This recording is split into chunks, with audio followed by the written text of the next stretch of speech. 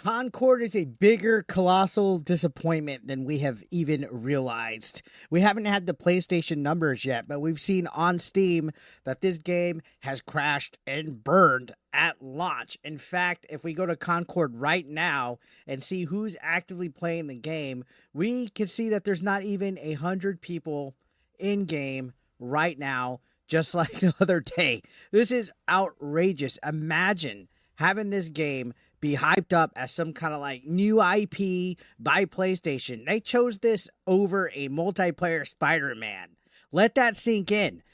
There's only 95 people playing this game as we speak. In the last 24 hours, the peak was 148, and the all-time peak was 8 days ago at 697. They still haven't even had 1,000 people play this game on Steam concurrently. Either way, I don't give a shit. And apparently nobody else gives a shit. Nobody wants this. Who in this day and age wants a Overwatch clone full of DEI? More DEI than what Overwatch already had. This game doesn't look fun. This game is way out of its league in an oversaturated market of this genre.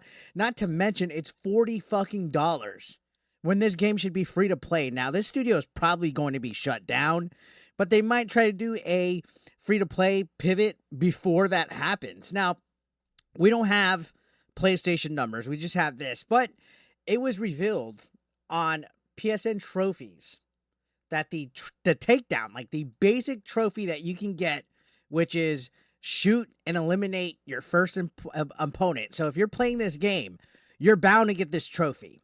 You can see there's only been 1,220 people total to have achieved the basic concept of killing your opponent, having your first elimination. So that should tell you a ballpark, more or less, of how many people have this game on PlayStation. 1,220. That is ridiculous. And I think it's further proof that people don't want woke bullshit. I know some of the wokies are going to be like, no, they just don't want a game that plays like Overwatch at $40 price point.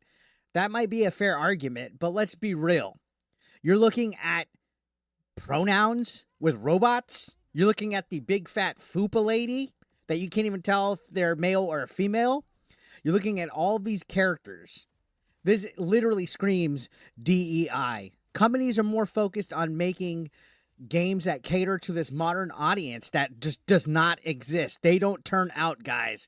Literally, this is proof right here when you look at the PlayStation stats for the first trophy that you can get by eliminating your first opponent. And then you look at the Steam database where there hasn't even been 100 people playing in the last 24 hours. Not even 1,000 people total. And you're going to tell me that this is made for an audience, a modern audience that is the majority. If you think that the audience that they're catering for to get ESG points and diversity clout is a thing, let me go ahead and sell you a oceanfront property in Arizona, because it doesn't exist. They never turn out. And this game looks like it sucks anyway. Take all the woke complaining, it just looks like it's not fun. People want video games that are fun. People want video games that entertain them and keep them, engaged for a quite period of time. But your open beta and your early access of Concord had twice, 3 times, even 4 times the amount of people that are out now that the game is officially launched. There's something not right here. There's something definitely not right. Now, I'm going to look at an article from Push Square that's talking about this, saying that the PS5 PC sales estimates are somehow even worse than they thought. And it's an unbelievable 25,000 copies, which is weird because if you think about it, if 25,000 copies of this are sold, 25,000 people haven't played this game. Where do those numbers add up? I don't think that makes sense, but you could see it says it doesn't take a genius to realize that Concord has bombed. Sony's PS5 and PC hero shooter has, by all accounts, seriously struggled to attract players. At this point, it's common knowledge that the title almost immediately crashed and burned on Steam, where its frankly dismal user numbers are publicly available. It took just days for the game's concurrent player count to drop into double-digit figures. At the time of this writing, it sits at a borderline unbelievable 64 players, which right now, as of right now, 95. Hey, that's good for them, right? That is absolutely good for them. Now, this continues to say, the general consensus is that Concord will have sold better on Sony's system, where marketing has been more aggressive. But with the Steam numbers being so damningly low, it's difficult to imagine the title doing that much better on console. So the analysts have started weighing in, and the picture that they're painting is somehow even more disastrous than we anticipated. For starters, industry veteran Matt Piscatella says that on Monday, August 26, Concord arrived 147th ranked for daily active players on PS5. So 147 ranked on its launch day. That is fucking terrible, guys. So 0.2% of all PS5 users just 3 days after the game's full release. that equates to that. Now, it says that analyst Simon Carlis recently published a report on Concord through the Game Discover Code newsletter, which attempts to break down trends on how games are discovered and why they end up sounding like they do. Through the analysis of available data, Carlis estimates that Concord has sold around 25,000 copies in total, so that's roughly 15,000 on PS5 and 10,000 on PC.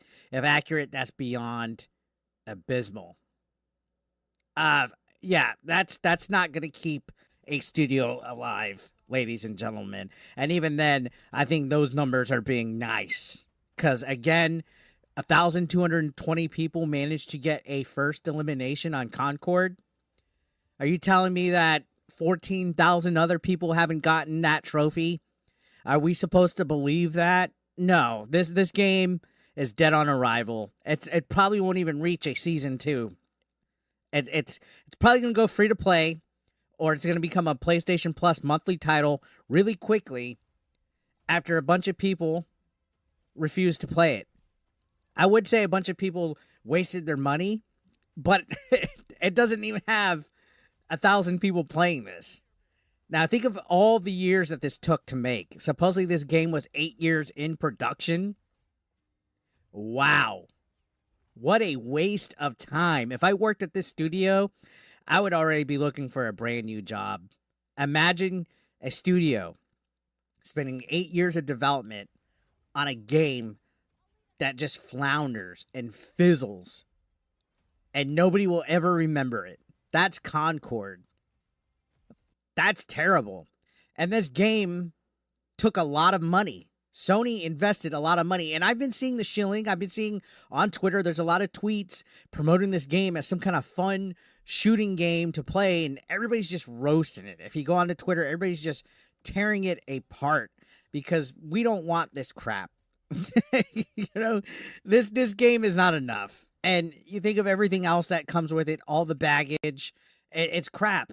I don't think there's any way of saving this game, to be completely honest. Even if it goes free to play, I think that's it. I think that's all she wrote. I think it's only a matter of time before we see a screenshot on Twitter where they announce, hey guys, thank you so much for being part of the Concord community. It was fun while it lasted, but unfortunately we have to shut down support and they're going to close the servers, and that's it. Anybody that spent money on this game going to go into the cloud and never be worth anything ever again. Live service gaming could be both a blessing and a curse. There's plenty of great live service gaming. I like Fortnite. I'm going to be honest. I like Fortnite. But at least that has variety. At least that's fun. At least there's different game modes. At least it's, entertaining. It's not this weird... Concord just looks devoid of any kind of substance, any kind of soul, any kind of life. And then you have all the bullshit, like the way that the characters look and the diversity between them and the robot with pronouns. And I don't know. I think stuff like that turns people away. It might not seem like a big deal to some people, especially wokies, but I think a lot of the majority of gamers that get attacked by all these weirdos that cosplay as journalists and video game developers. They're really political activists that don't show up for whatever they're preaching, but they want to force us to have entertainment with their woke ideologies in it. I think the huge majority of casual people don't want this bullshit in their games, and it's speaking volumes when you look at the stats. When you look at the rumored PlayStation player count, it speaks tons of volumes. And that's why people like me grift and make these videos calling out this stuff, because it's important to have a dialogue about this. So what are you guys' thoughts on this possible expose of PlayStation stats for Concord? This is bad. Subscribe if you're brand new. Thank you for watching.